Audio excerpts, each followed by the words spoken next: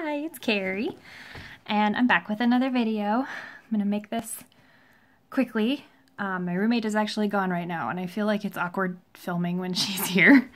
I'm one of those people. So we went to Barnes & Noble yesterday, and I got a few things for an amazing, amazing deal. I was like blown away when she rang it up, and it was only like $41 or something like that. Apparently, a bunch of the stuff in the store is 50% off right now, which is such a good deal.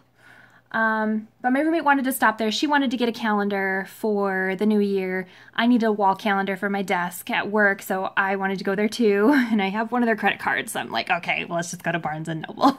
That's an easy enough excuse.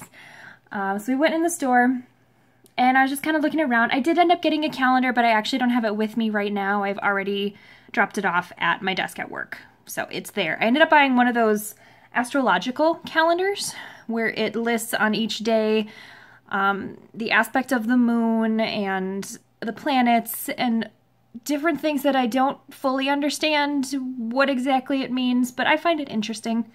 I'm not one of those people that would bet my life on the outcome of something like that, but I find it interesting. You know, the location of the planets, for example, which is kind of cool.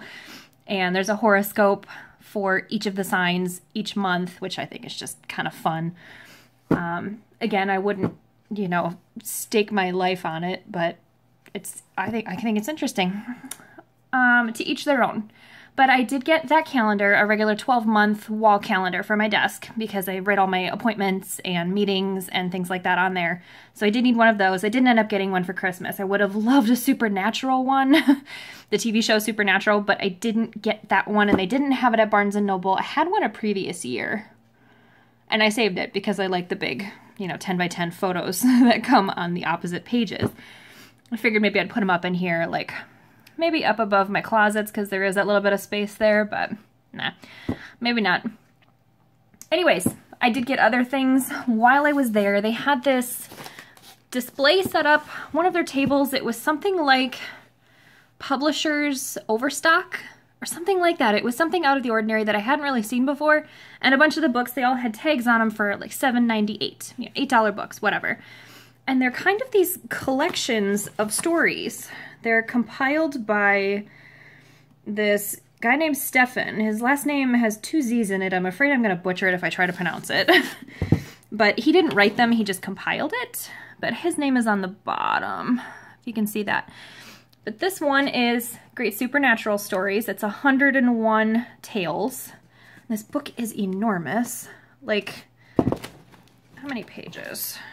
If I can just see, 735 is 737 is the last number that I'm seeing in here. So it is a very thick book, but obviously all like individual stories, 101 stories. And I love the fact that it's got supernatural in it. On the cover, it's like a creepy ghost person with barbed wire coming out of their mouth. So it promises to be rather creepy. I did get another one of those, almost same books, same person who compiled the stories. This one is Great Ghost Stories. Again, very thick book. It's 101 tales. I kind of flipped through it, and I mean, there's a decent number of words on each page. I mean, they go all the way across the page. It's not like, you know, large print or whatever. So, I mean, there's a lot of material here and a lot of stories. Like, I don't know if there's 101 stories, obviously, but I don't know. Obviously, they're all going to be varying lengths. This book is also, this one is 680 some pages, 688, 89 pages. So it's slightly shorter than the other one, but when you put them side by side, they're basically the same size. So those 2 giant books, which I'm actually looking forward to reading quite a bit. Trying not to crush the Doritos that I put on my desk. So, I was watching YouTube videos and I'm like, you know, I need to film this before I put all my books on my shelf. So, before I forget, I got 3 other books. This was also on that table of the Publishers Overstock. It's called 1,000 Nights.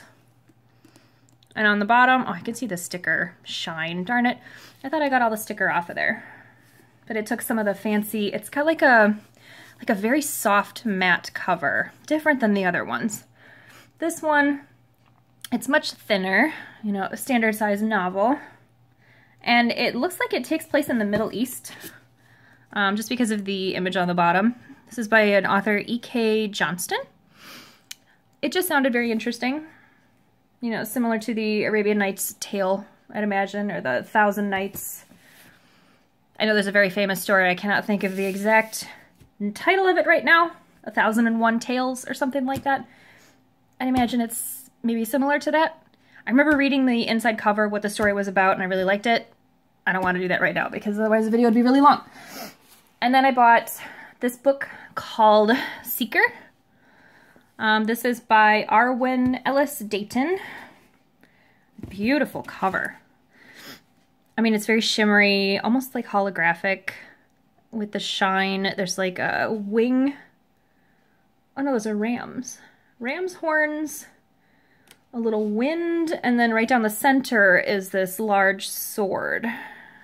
And I peeked at the actual cover of the book and it's got a sword on it as well. All these are hardcovers. So if you take off the dust jacket, it's going to have like a different cover, obviously. And again, this one, I remember reading the summary of it. I just thought it was very interesting. And then on the back of the book, it just says, "After tonight, there is no going back." Dun, dun, dun. I like those one word, like they don't fill the entire back with like reviews from different papers and magazines and whatever. I like when they put an actual summary of the book on the back of the book. And then right before I was going to check out, I saw this sitting in the display of new releases. It's kind of a guilty pleasure. I have all the other books and I kind of want to continue collecting the books, and I know I'm probably going to like this. But it is a controversial book series because not everybody likes it. It is the book Darker, which is the second book in the 50 Shades trilogy, but told from the perspective of Christian Grey. The original 3 books are told from the perspective of the girl, Anastasia Steele. Don't listen to the audiobooks. And give you that tip right there, the audiobooks, she gets most of it okay. I can put up with her narration. This is specifically on the narrator. I don't feel like she gets it all correct. There are certain parts, like she cannot do a Hispanic accent to save her life. And it's very distracting. Like, and I'm not saying that I could do one fabulously either, but I've heard narrators that can switch between accents flawlessly.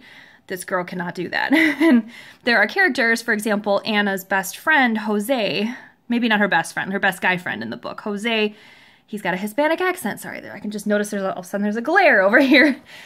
Her best friend in the book, best guy friend, Jose, speaks with a Hispanic accent, Latino accent, whatever you want to call it, and the narrator, I don't feel like she can pull it off. It just sounds weird.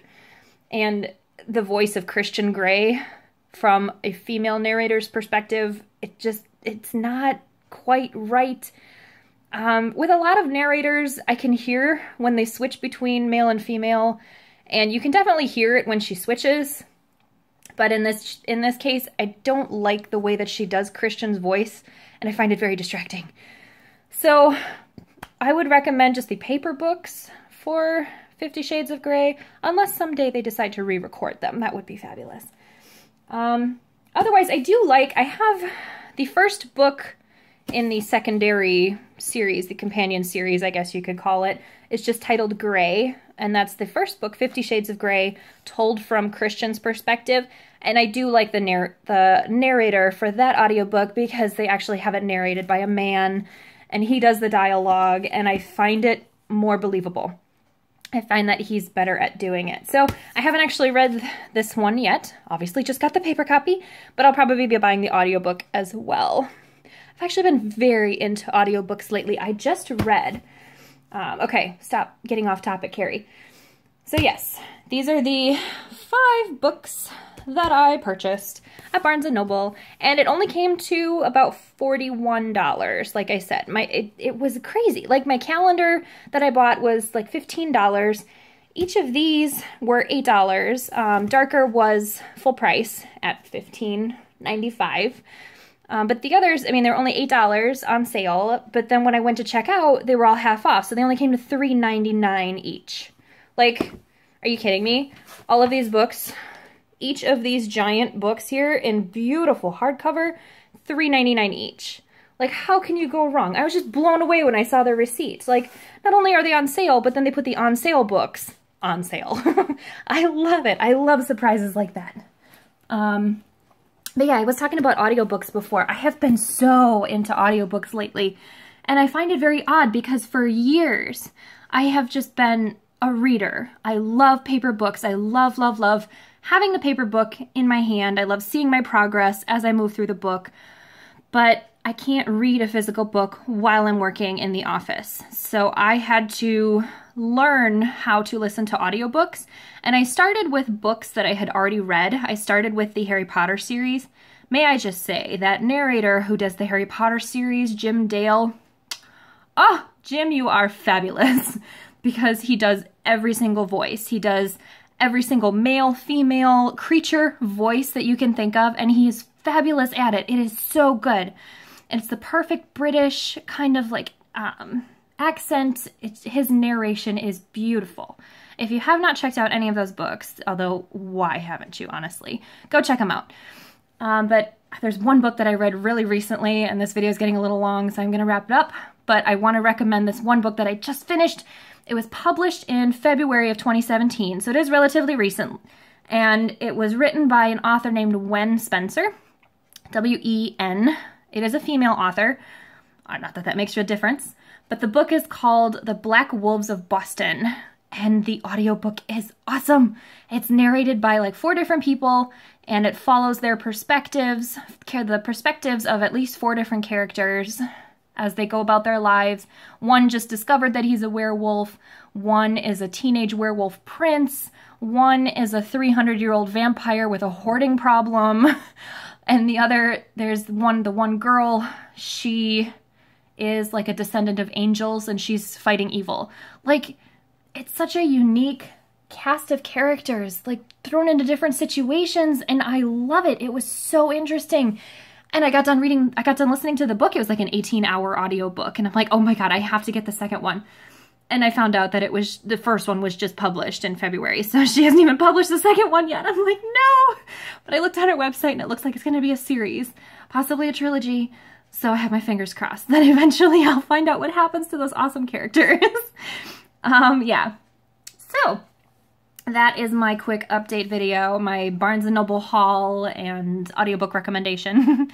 I hope everybody is having a fabulous day. If you have any comments, questions, leave them down below. I will check them. I'll read them. Otherwise, I will talk to you later. Bye.